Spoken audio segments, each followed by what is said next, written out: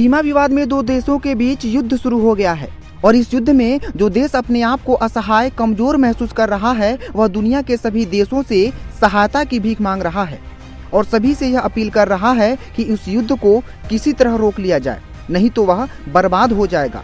जी हाँ, हम बात कर रहे हैं यूक्रेन और रूस के सीमा विवाद की, जिस विवाद में रूस के राष्ट्रपति व्लादिमीर पुतिन ने यूक्रेन पर हमले की घोषणा कर दी। रूसी राष्ट्रपति पुतिन के ऐलाने जंग से यूक्रेन सदमे में आ गया है और दुनिया के सभी देशों से यह गुहार लगा रहा है कि बचा लीजिए, नहीं तो वह बर्बाद हो जाएगा। यूएन हाउस में यूक्रेनी एम्बेसडर सर्जी हमले के बाद भावुक हो गए हैं और पूरी दुनिया से अपने देश को बचाने की अपील कर रहे हैं।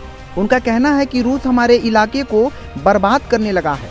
यूएन हाउस की बैठक में यूक्रेन के एम्बेसडर ने कहा कि इस युद्ध को रोकना इस हाउस की जिम्मेदारी है। हम यहाँ बैठकर शांति की बात कर रहे हैं और उधर रूस हमारे इलाके में सेना भेज रहा है।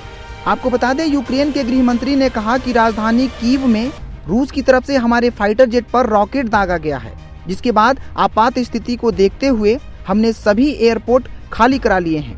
वहीं पूर्वी और दक्षिणी यूक्रेन में लोग हमले के खतरे को देखते हुए घरों में कैद हो गए हैं।